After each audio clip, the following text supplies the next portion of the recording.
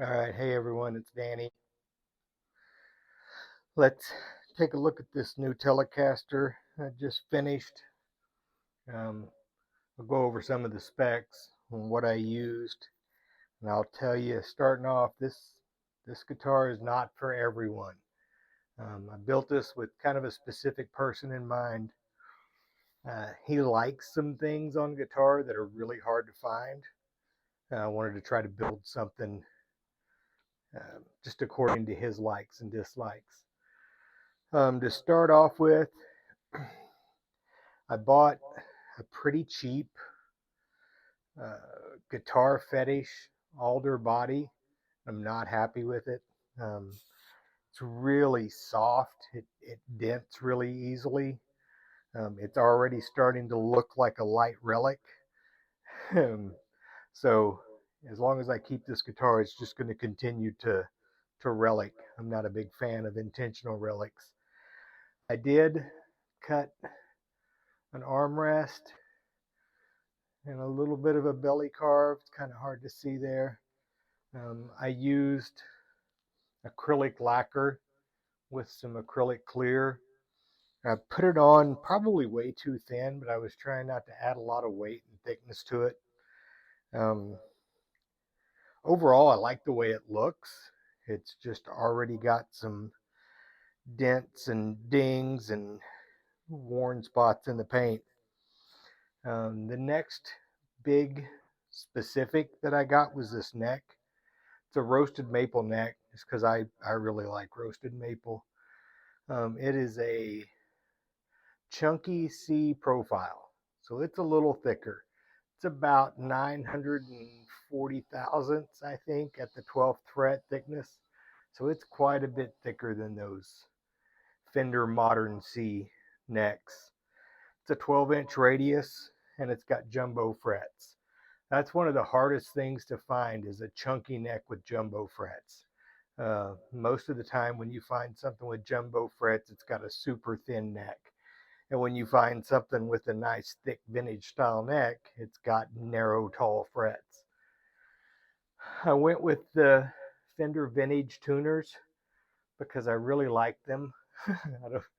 I wonder why they ever quit making these split post tuners on guitars. Maybe they're more expensive to make, but man, they just work better than just about anything else.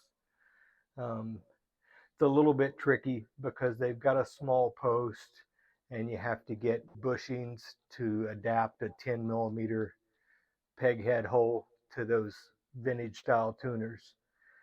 I'm not crazy with the way my headstock came out. I didn't get my logo right where it probably needed to be. Um, I can redo that if I ever choose to. The electronics are pretty standard, just a three-way switch. I didn't feel the need to include any coil splitting or anything. 500K pots. I've got a 0.022 microfarad capacitor. I did add this cutaway Telecaster bridge that has the sides of the ashtray cut off. Gives you a little more access if you like to pick up high. It's got a Seymour Duncan Jazz pickup. I think it's SH2 in the neck. And I initially went with a stacked Telecaster pickup, kind of a noiseless, like a Fender noiseless in the neck. And the output was not enough to keep up with this Seymour Duncan neck pickup. So I went with this Seymour Duncan Little 59, and it seems like a really nice match. The output is still nice and clear and bright, like you would want from a Telecaster pickup, but it's got enough output to keep up with that humbucker in the neck. Got it strung up with nines, Diodari Note nines. That's pretty much all I ever use. Um, what else? Some Diodario strap buttons. I dropped my first guitar a couple of weeks ago, so now I'm really considering I need to start putting the little rubber strap locks on, or go to some Shaler or something else, because it was a headless guitar and I took a little chunk out of the back of the body. Never done anything like that before. I would like to play this a little bit just to give you some ideas of the sounds. I'm just not sure what I can do. I'm having a lot of trouble with my hand right now. So I've got an appointment with an orthopedic surgeon next week. See what we can get done with that.